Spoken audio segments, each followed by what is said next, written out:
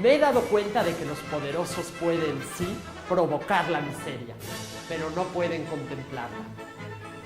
Bertolt Brecht, figura clave en la dramaturgia alemana, favoreció un teatro de ideas, un teatro no como espectáculo, sino como vehículo para provocar el pensamiento del espectador. A continuación, presento su vida y su obra.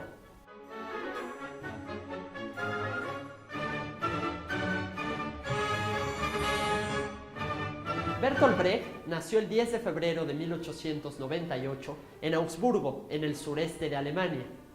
Era hijo de un empresario del papel, católico, y de una devota protestante. Gracias a su madre, él fue criado en esta fe y conoció los textos bíblicos a una edad muy temprana. Su juventud se vio marcada por el estallido de la Primera Guerra Mundial cuando tenía 16 años. Después, en 1917, fue a la Universidad de Múnich para estudiar filosofía y medicina.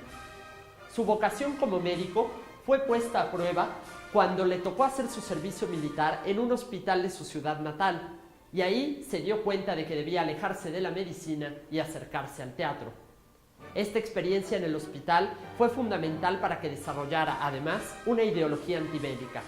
Paralelamente, en la Universidad de Múnich, se inscribió en un seminario de teatro que lo acercó a la obra de Frank Wedekind y que le permitió empezar a escribir sus propias obras.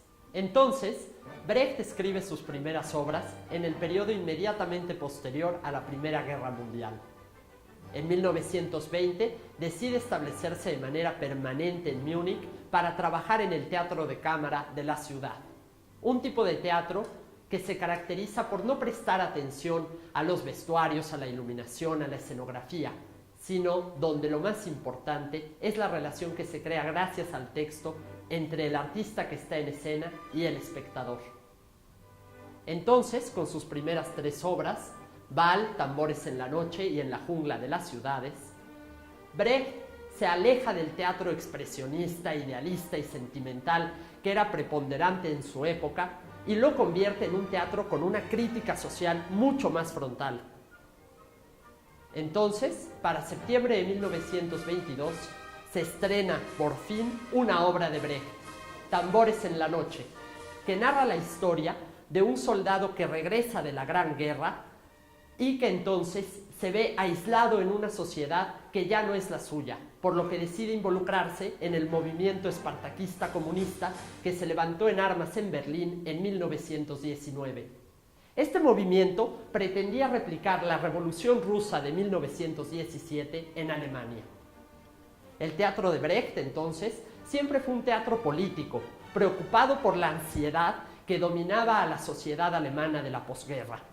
En 1923, Brecht escribe el guión de un cortometraje de comedia que se ha convertido en uno de los clásicos de la cinematografía alemana, Los misterios de una peluquería, protagonizado por Karl Valentin, uno de los ídolos de Brecht y considerado como el Charlie Chaplin de Alemania. Para 1924, con una carrera promisoria en la escena teatral de Múnich, Brecht decide dejar la ciudad y aventurarse en Berlín como libretista de la Deutsches Theater, una compañía que dirigía Max Reinhardt y que en esa época era considerada como la muestra del mejor teatro del mundo. Luego de pasar 2 años al lado de Reinhardt, Brecht trabajó también con Erwin Piscator, otro de los pioneros del teatro alemán. De Piscator aprendió algunas técnicas experimentales, como la posibilidad de realizar proyecciones en el escenario e incluir títulos entre escena y escena. Al mismo tiempo, Brecht se familiariza con el marxismo y empieza a estudiar la literatura socialista a fondo. Para 1926, con la ayuda de un grupo de actores que se convertirían en sus colaboradores frecuentes, logra llevar a escena su primera obra berlinesa, El hombre es un hombre. Y bueno, esta obra dio lugar a otra en 1928, que es la más emblemática de su teatro, la ópera de los 3 centavos, también con la ayuda del colectivo Brecht. En la ópera de los 3 centavos se narra la historia de 2 hombres que están en una constante rivalidad. Uno que es el jefe de los mendigos de la ciudad y otro que es un ratero, Este ratero se casa con la hija del jefe de los mendigos y por lo tanto provoca la rabia de este, que hará hasta lo imposible por llevarlo a la muerte. Al final, digamos que la obra tiene un mensaje bastante pacifista en el que se postula que no hay que ser tan duros con eso de los castigos porque de por sí la vida es muy dura. Bueno, esta obra marca el inicio del teatro épico de Brecht, un tipo de teatro en el que el espectador es activo y donde no importan tanto la psicología de los personajes o las emociones que estos generan, sino las ideas que comunican al público.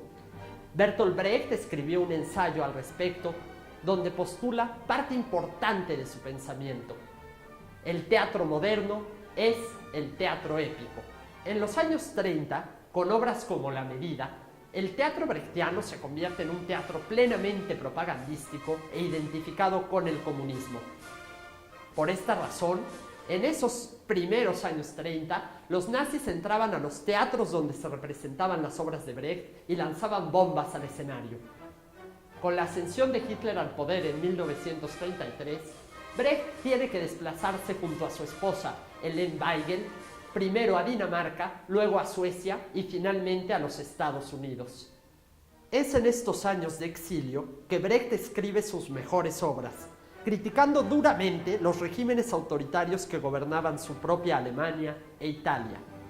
Entre 1939 y 1944 escribió La vida de Galileo, Madre Coraje y sus hijos, La buena persona de Szechuan, La resistible ascensión de Arturo Huy y El círculo de tiza caucasiano.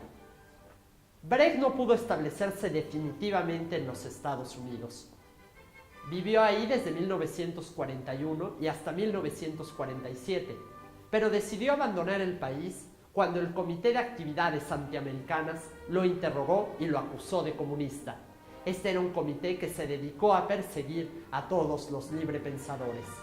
Brecht regresó a la ahora Alemania del Este en 1947 y 2 años más tarde logra formar su propia compañía teatral, el Berliner Ensemble.